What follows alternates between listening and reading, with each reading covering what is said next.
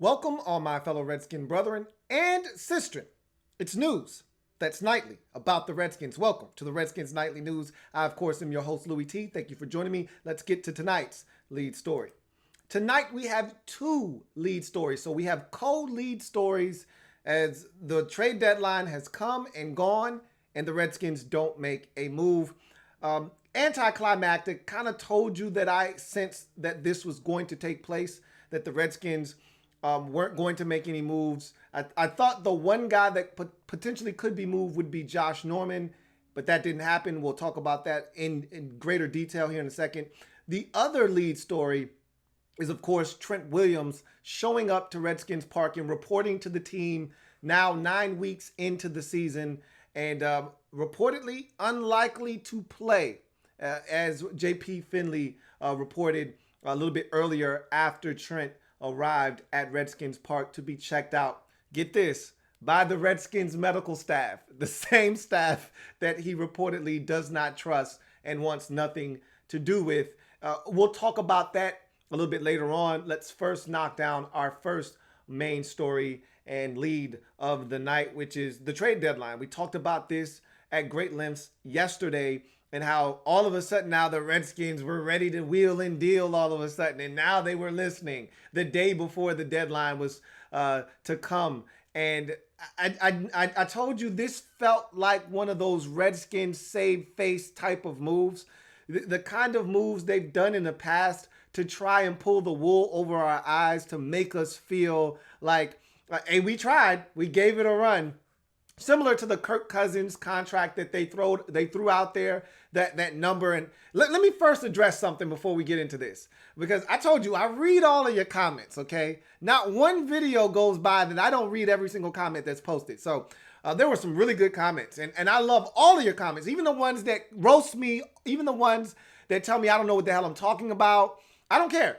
I want your participation. At the end of the day, I want you to watch. I want you to participate. I want you to feel some type of way about what I say. Whether you like it, you don't like it, post it, okay? Let everyone else in the comment section have a chance to voice how they feel. If you feel a way, all right, say it. All right, and I'm not one to mute freedom of speech. Say what you want to say. So there were some of you out there that you hate the fact that I continue to bring up Kirk Cousins. Look, I'm going to die on that hill. So if you don't like me bringing up Kirk Cousins, too bad, because we wouldn't be in this predicament if Kirk were here. And I know some of you are like, Kirk's garbage. Stop bringing Kirk up. He's not here. I don't have a love fest for Kirk Cousins, okay? I don't have a relationship where I can't get over Kirk Cousins. I just hate the fact that we wouldn't be in this position wanting Dwayne Haskins to play. We damn sure wouldn't be 1-7 right now. And we wouldn't be where we are if Kirk Cousins were here. You say what you want about Kirk. He can't win the big game. He can't do this. He can't do that. That's fine. Okay.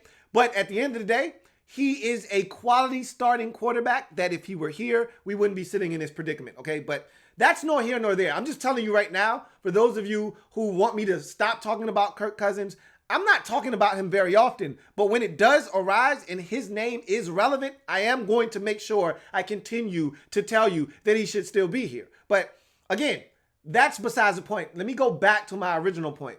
In the comment section, I saw all of your Kirk comments about me talking about Kirk and that he's garbage and he needs to be gone and I need to stop talking about it. Well, I'm not. So, but I'm not going to talk about him a lot. But anyway, what I really wanted to talk about was the fact that when I was perusing through the comment section, I saw a lot of intriguing comments. One about Bruce Allen that I keep forgetting about this, and I'm glad that person reminded me that, Bruce isn't going to be fired until this stadium deal gets done. Bruce has been out in front of this thing the entire time. He's been handling most, if not all, of the dealings with the stadium, and I think that's a fair assessment that until that stadium deal is absolutely 100% done, it's locked in and the Redskins have their new home, I don't see Bruce Allen going anywhere. So that is something that someone brought up in the comment section, and that is a really good point. One that we've talked about in the past, but sometimes we gloss over that. And as much as we don't want to hear that shit, and I don't either, it's a reality of the matter that he's not going anywhere until that stadium deal is 110% done and the Redskins know where they'll be playing in their new stadium come 2027 or whenever the hell this deal is up with FedEx Field. But that's nor here nor there. Back to the original lead story, which is the trade deadline coming and going. And remember, I talked about this yesterday, how I felt like this was a situation, and that's why I talked about Kirk Cousins, is because the Kirk Cousins contract situation, how they threw out that arbitrary number that made it seem like Kirk was being greedy, and they gave him a contract offer, and how dare he turn this down. And it turns out that Kirk ended up getting a whole entire $30 million more than what the Redskins were offering as their market value. That's the kind of move Bruce was trying to pull yesterday when he all of a sudden, because I think he knew backlash was coming, because I was pissed. All right, a lot of Redskins fans were absolutely pissed at the CBS Sports report. And I know some of you can't stand Jason La Canfora. Get over yourselves, okay? He was the same guy that told your ass 4 months ago that Trent wasn't, not only was Trent not going to report, that he was never playing another snap for the Redskins. Has that not come to fruition yet?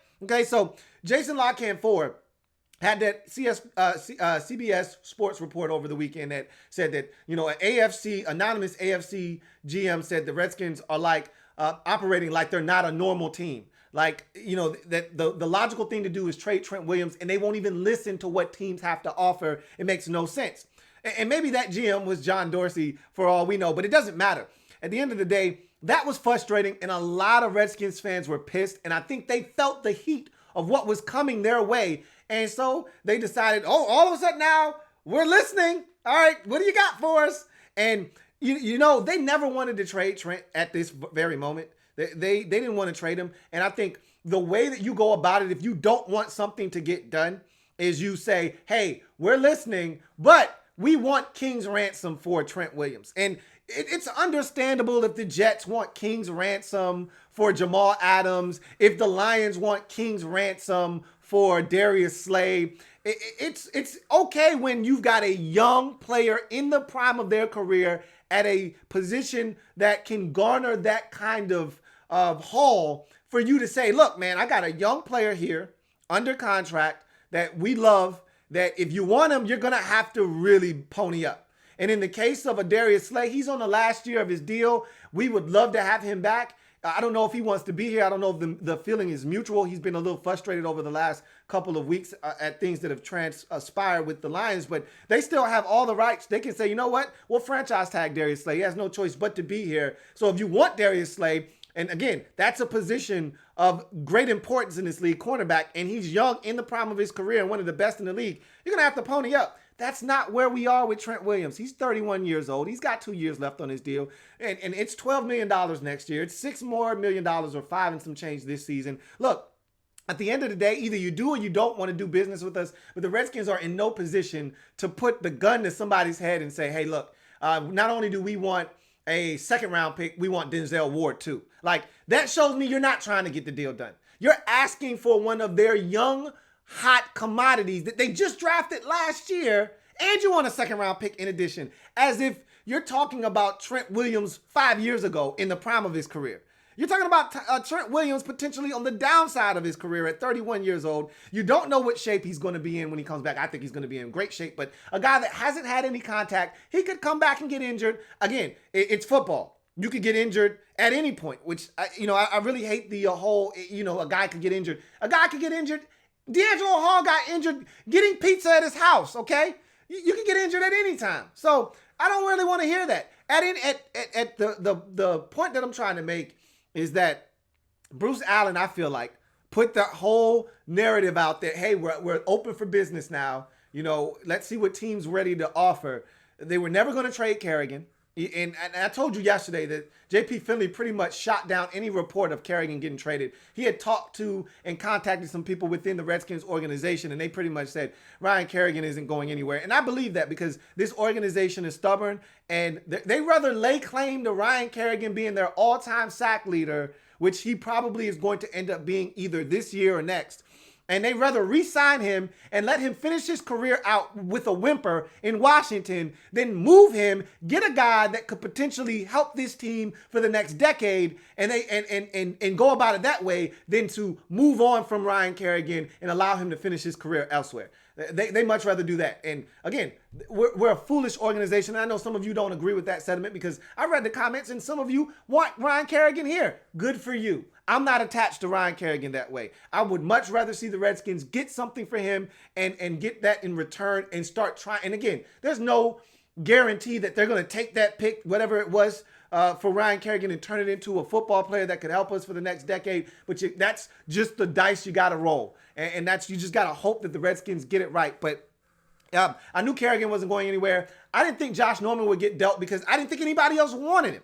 And I told you yesterday, you would still have to take on the additional $6 million that he's owed this season. I don't think anybody was willing to take on a guy that isn't playing at a high level, is banged up right now, and you're going to owe $6 million to, and you're going to have to throw in a draft pick. I just didn't see that making sense for the other team involved on the other side of the deal. And so I just didn't think Josh Norman would be going anywhere. And then the Trent Williams situation, I really think that was just the Redskins trying to save face, like they did with the Kirk Cousins contractual situation to make it seem like Kirk was being greedy and they were on the right side of things, or like they did with Scott McCloughan when they hired him to save face. That was right after Bruce's "we're winning off the field" Harvest Fest comments that really, really caught major backlash, and they were looking to save face at that time. That really angered everyone, even the people that were staunch Redskins supporters. The Harvest fans crew, they were even pissed off about that comment. And so to save face, they hired Scott McCloughan knowing that he had a past that was probably going to catch up to him, and they set him up for failure and then railroaded him. But again, these are the types of things that they do to try to save face, to try to make it seem like, hey, we tried. We gave it a run, but nobody met our demands. Yeah, that's because you're asking for king's ransom. Again, I wanted a first-round pick, and I think that's where the discussion should have started. But if you realize you're not getting a first-round pick and the Browns are still offering a 2, they're going to stink, okay? Their head coach is an imbecile, all right? Freddie Kitchens is not smart. They're going to lose many more games this season. That second-round pick is going to be an early second-round pick. And remember, keep in mind, we don't have a second-round pick. So, because I'm telling you right now, nobody's trading Trent for a first-rounder in the offseason.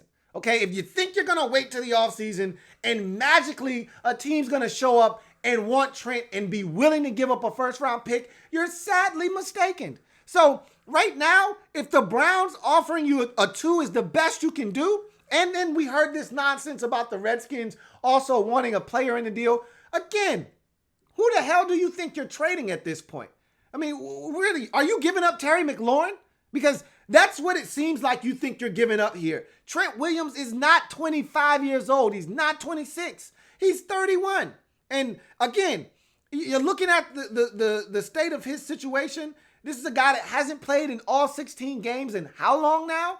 This is a guy that's turning how old now? This is a guy that hasn't been playing football in how long now? And you expect a team to part ways with a second or a third and a top flight prospect? Come on, man. That shows me the Redskins had no intentions of having a deal take place. They set the bar, and if somebody somehow, some way met that deal, like it's like you go into a deal with someone saying, hey, all right, they're like, all right, man, so what's it going to take for you to sign on the dotted line? And you say, I need $1 million. And they're like, okay, all right, we'll give you $1 million. And you're like, what? You're really going to give me $1 million? Like, yeah, go ahead, sign on the dotted line. We'll give you your $1 million. And that's what Bruce Allen was looking for. Like, he went into that situation knowing that it probably was going to take about $300,000 to get the deal done. That's what it was going to take. But he's going in asking for $1 million. And if they don't hit that $1 million, he's not making a deal. There's no way the Browns were giving up a draft pick, an early round draft pick, and a top prospect. It wasn't happening. And Bruce knew that because he didn't want the deal to happen. All right. So I didn't think it was going to take place, and it didn't. And I really think this was the Redskins simply posturing for its fan base to try to keep us quiet. Well, I'm not going to be quiet because that was bullshit, and I'm calling you on your bullshit, and it stinks, and I smell it, and I'm just letting you know I'm calling you out on it. So I never thought that anything was going to take place today, and I was right. And I told you guys as much yesterday. I wanted them to prove me wrong, and I know my organization too well to know that they were going to do something. And I knew that this was going to take place, that the trade deadline was going to come, it was going to go, and the Redskins were going to be sitting here looking ridiculous. And so that aside, though, to the other co-lead story, and it's Trent Williams reporting, and so it all makes sense. The timeline all fits like a puzzle as we put all of the pieces together, and this is the final piece of the puzzle. Now, there's still a lot of drama. I mean, this is as the Redskins turns at the park now, with Trent being there, and the report from JP Finley that he has no intentions of playing. And I wouldn't if I were him. And at first, my initial thought was, don't show up. Don't come back to the Redskins because you don't want to put yourself out there. You don't want to get injured because you don't want to be here. It's an awkward situation. Just stay away from the team. But in Trent's mind, and I'm guessing this is what he's thinking, there's still about roughly $5.5 million to be gained this season in terms of salary. So I can go ahead and claim that.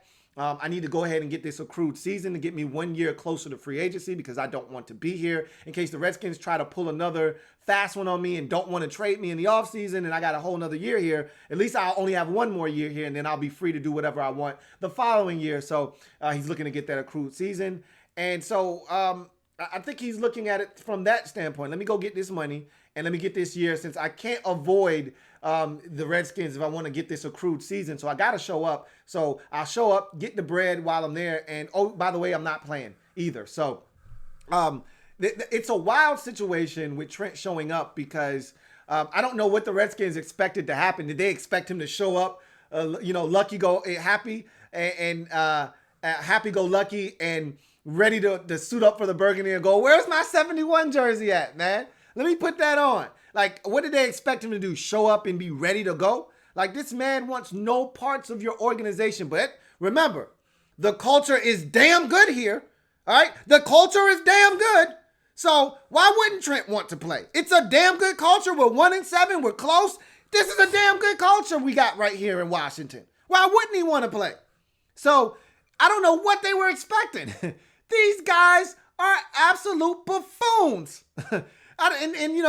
We heard the Les Carpenter story about 2 months ago about Bruce and Dan wanting to bleed Trent, and that's why they wouldn't trade him. And I believe that to be closer to the truth than them just, thinking he was going to show up or, wanting to wait to the trade deadline and deadline spur action type of deal where they wait to the very last minute to try to put him out on the market to see if they could really get someone to overreact. No, the overreaction was going to come 2 weeks ago from Cleveland when they were still 2-3 and had a chance to actually have a salvageable season. Now at 2-5, the best you're getting out of me is a second round pick. And maybe that was the offer all along. I don't know what their offer was initially, but I can tell you this much.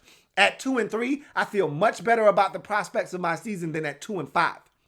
So I'm more liable to give you a first rounder at 2-3 than I am at 2-5. Now I'm like, look, either you take the second round pick or I'll just wait till the offseason. This season isn't going anywhere anyway.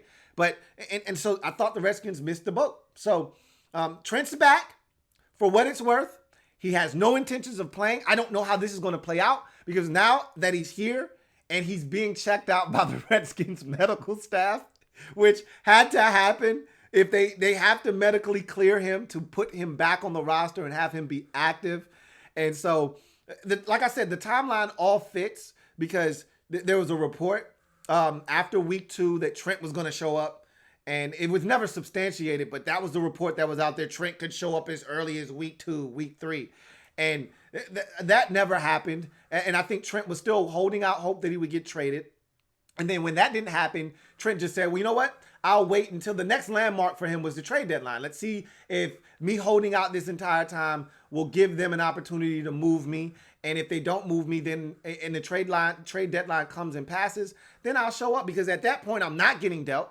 There is no reason for me to continue to hold out. If I want to accrue this full season and get 1 year closer to free agency, then I have to show up anyway. So it makes just perfectly good sense.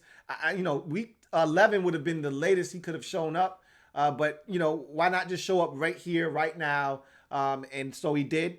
Now, the interesting part and the thing that I'm dying to see, I've got my popcorn ready, is how the Redskins handle him, telling them pretty much, I'm not playing. So you can do whatever you need to do, but I'm not playing for you. And obviously, with the Redskins being who they are, and I don't really blame them in this particular situation, they're probably going to try to go after the rest of his salary. I want to know what kind of list they're going to try to put him on. Is there a list that's detrimental conduct to the team? I don't know. They're going to do something. They're going to take some kind of measure if he comes in and says, I'm not playing for y'all, so you can do whatever you need to do, but I'm not playing. And so they're going to take some kind of measure with him, whether, it's put him on some kind of list where they don't have to pay him, or some kind of list that makes it so that they can recoup the money from him. Whatever the case may be, that's going to be worth watching and seeing how this thing all plays out. But if you didn't know before, now you know. Trent's never, ever playing another down for this team, which I think most of us, I don't like speaking for some of you out there because some of you out there are delusional, okay? I don't want to speak for everyone, but a lot of us thought, and I had a lot of you telling me, take the video down. And when Trent comes back, you need to take that video down because you're wrong and he's coming back. And I'm like, bruh, and sis out there, what do you take the rose-colored burgundy and gold glasses off? Take them off, all right? See the situation for what it really is. The man doesn't want to play for this damn good culture that we have here in Washington. He doesn't want to play for him. He doesn't trust Bruce. He doesn't trust the medical staff. And he doesn't trust this damn good culture that has been cultivated here in Washington. Okay? So if you're the Redskins, you should have traded this guy a long time ago. This situation is only going to get messier and worse. And our name is only going to be drugged through the mud even more. And fans of teams around the league and other teams and other organizations and other front office staff and personnel of other teams are only going to get more opportunities to point and laugh at us. We're a dumpster fire. And by Trent showing up, telling us he's not going to play, and you not having the foresight to trade him is only adding more gasoline to what is already a raging hot dumpster fire. So stay tuned, man. We got more nonsense coming out of Redskins Park with this Trent Williams situation that has just started. It's only just begun, all right? So stay tuned for that. But in other news, look, man, another NFL rookie quarterback potentially getting a start before Dwayne Haskins. This shit is getting old. The Cincinnati Bengals, who have a very competent NFL starting quarterback in Andy Dalton. And remember in the preseason, when we played the Cincinnati Bengals, I told you the guy that carved us up, Ryan Finley, who looked damn good, I said, at some point, if Cincinnati doesn't play well, I said, he's going to start for them. He looks good. And he was my number 4 rated quarterback in last year's draft class. I had him ahead of Daniel Jones, just behind Dwayne Haskins. So I always felt like, and I know you guys aren't going to like this, but Ryan Finley reminded me eerily similar to Kirk Cousins. I comped him to Kirk Cousins when he came out of NC State. I said, this guy's going to be an NFL starting caliber quarterback for some team. He was selected by the Cincinnati Bengals in the 4th round. And he's going to start in week 9 for Cincinnati. You know why? Because their season is over. They're 0-8 and they're ready to turn the page, which is what we should be doing. But yet, here we are looking to try to start Case Keenum if he's healthy off of his concussion. Why? Because we're close. At 1-7, we're close. So we're refusing to start a quarterback. Yet, the 0-8 Bengals, who drafted this guy in the 4th round, is going to start their quarterback, yet we can't get the 15th overall pick on the damn field. It makes zero sense. Do you know what the biggest difference is in that situation versus this one? All right. One, you've got a head coach that is brand spanking new. He has no allegiance to Andy Dalton. And number 2, he is looking forward to the future. He's looking towards the future. Zach Taylor is like, look, and this is why we did it wrong, okay? This is why we did it wrong, because if we would have fired Jay after last year, like I said they should have, and Bruce at the same time, you would have had a new coach in here. Then you could have drafted the new quarterback. Then you could have had them on the same wavelength where they're at the same point where they're just like, look, this season's a wash. We're a dumpster fire. All right, let's get the young kid in there. Let's start growing and maturing for the future. Instead, you got old man Bill Callahan in there preaching how close we are. We went toe-to-toe, Brian Rockpost style. Remember that? On that Monday night against Seattle when the Seahawks were at their peak, we went toe-to-toe with the Seattle Seahawks. Who gives a shit? Now, you got old man Bill talking about we went toe-to-toe with two of the best teams in the league in Minnesota and San Francisco. Who gives a shit? Okay? Who cares? We lost. And honestly speaking, those games weren't that close. One was in a monsoon, and the other team took their foot off the gas pedal. They said, you know what? It's Thursday. They're the Redskins. They can't score. And, oh, by the way, they now have a backup quarterback in. That's a rookie who can't move the football anywhere. We're fine. 19 points is plenty tonight. We're good. So miss me with the toe-to-toe talk, okay? Stop. But anyway, I said all of that to say this. Kyler Murray has already started multiple games in Arizona, as he should. He was the number 1 overall pick in the draft. Daniel Jones has started multiple picks for the New York Giants, as he should have. He was the 6th pick overall in the draft. You skip over Dwayne Haskins, who hasn't started a game yet. Gardner Minshew, who is a 5th round or 6th round pick, has started multiple games. Now, that was out of necessity. I don't care. He started multiple games already as a rookie. Now, we're going to get another rookie starting before Dwayne Haskins in Ryan Finley for the Cincinnati Bengals. And you're going to have a lot of people pointing at us and saying, what the hell are you waiting for? And speaking of pointing and having a lot of attention on Dwayne Haskins, I'm getting worried about old Dwayne. Let's take a closer look into some things that have transpired over the last, 24 to 48 hours with Dwayne Haskins in the media. And so after the Vikings game, there was a report out there that Adrian Peterson went to Dwayne Haskins and told him essentially, you got to get your head in the playbook, man. Your time is coming and you got to dispel this narrative that's out there about you. And you got to put your head in the playbook and really get this stuff down pat.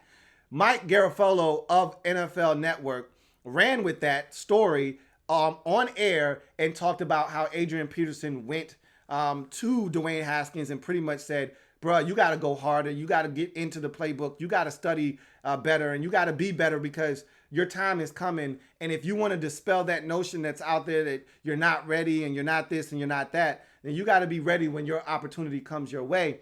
And so Adrian Peterson to that pretty much tweeted out the following, that, hey, if you didn't get that direct quote from me, then don't run with it. He didn't deny that he said it. That was his opportunity to say, I never said anything of the sort to Dwayne. I had a conversation with Dwayne, but it didn't go that way. He just pretty much said, unless you get a direct quote from me, I would appreciate it if you kept my name out your mouth and stop spreading these rumors about things that I said. You want a direct quote from me? Come to me. I'll tell you what I said or I didn't say. But he didn't deny it, which tells me he probably did say it. To which Dwayne Haskins said, please don't involve me in that media narrative, which lets me know Dwayne is hearing all of the noise outside of Redskins Park. He's being affected by it. And I feel like this situation is really starting to take a toll on Dwayne. And I don't know what his work habits were previous to, the Vikings game or even Callahan taking over. We all know Gruden didn't really care for Haskins. He didn't want Haskins on the team. And so he wasn't really giving Haskins a fair shake at getting the starting job in the preseason. He wanted Colt to get the job. If Colt wasn't hurt, Colt would have been your starter week 1. And so by default, it was Case. But Jay, again, needed to win. Dwayne, he didn't view Dwayne as a guy that was going to be ready anytime soon. So he didn't give Dwayne the time of day. And Dwayne knew that Jay wasn't the biggest fan of him. And so you get drafted by a team, the head coach really isn't that fond of you. And he's telling everybody, you're not ready, you're not ready, you're not ready. You finally get him out of the building and you're thinking, okay, things are going to change. They're going to look up for me. I'm going to get an opportunity. And then the interim head coach, who himself is trying to build his resume, and he's lying through his teeth when he tells you. And I don't think this is malicious, him lying to us maliciously. I think he's just trying to steer us in a different direction. I'm not auditioning for any job. I've been auditioning my whole career. No, bruh, you're auditioning for a job because if you weren't, then you would be playing Dwayne Haskins. By you playing Case Keenum, you're trying to win ball games. You're trying to audition for this job. Because if we win 4 out of these final 8 games, and we get to 5-11, they're going to look at you like some kind of saint, like some kind of savior. Did you see the hell of a job that Bill did? Man, we got to consider Bill for this job. So you are looking to try to get this job. There is an ulterior motive here that isn't starting Dwayne Haskins and developing him for the future. You're worried about your own future, which means you're looking to play the guy that you think gives you the best chance, which is Case Keenum. So in any event, when I look at this whole situation, Dwayne is hearing everything, and he's hearing this noise. And I hope to God that this isn't really affecting the kid, but how could it not? And the worst thing of it all is he's not playing. So there isn't a lot for him to focus on other than everything that's going on around him. You could say, well, he needs to get in his playbook more. And that's probably true. But it's hard to ignore, especially as a 22, 23-year-old. It's hard to ignore what's going on around you.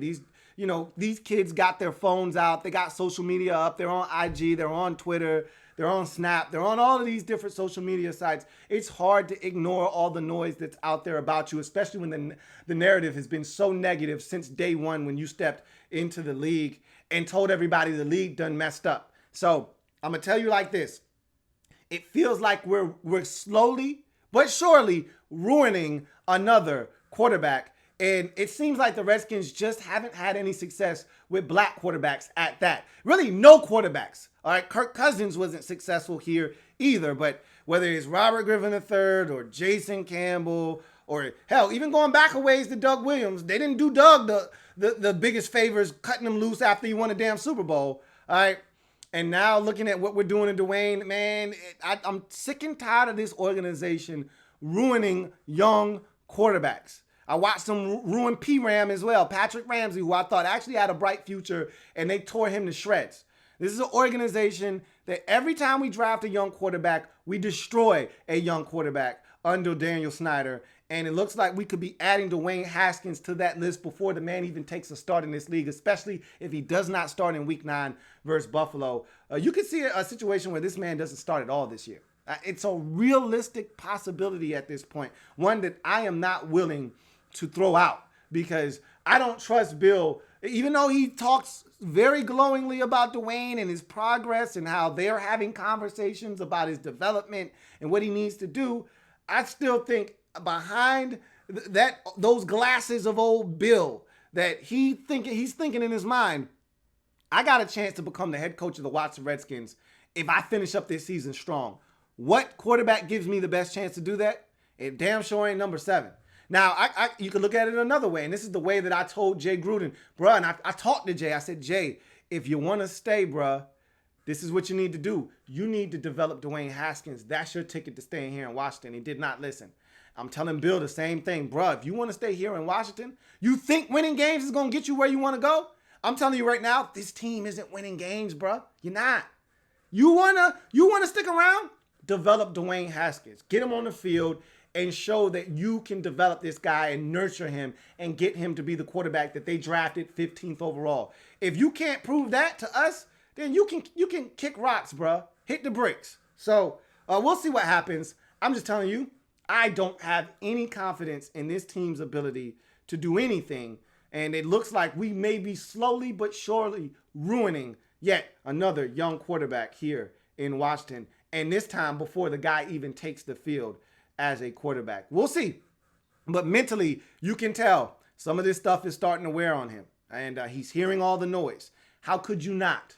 How could you not hear all of the noise? So anyway, that's going to do it for this installment of the Redskins Nightly News. I thank you guys for joining me. Make sure you like this video and subscribe to the Louie T Network if you haven't already done so. I'd love to hear your comments and your thoughts in the comment section. Again, I read every single one of them, so please continue to comment on this video and the future videos that I put out, because I love your dialogue and I love hearing your responses. And also, tomorrow, we may go live. I may open up the phone lines as this situation will continue to take on a life of its own. Speaking of that Trent Williams situation, as he's now reported. And so we'll open up the phone lines maybe tomorrow. I'll see how my schedule looks. If I can't open up the phone lines, then we'll just have another normal episode of the Redskins Nightly News. If I am able to open up the phone lines, then we will do so somewhere in the neighborhood of 7 p.m. tomorrow Eastern time zone. So I'm your man, Louie T, signing off. Remember, we've got skin in the game. Why? Because we're Skins fans for life. This has been the Redskins Nightly News. I'll see you guys tomorrow. Have a good one.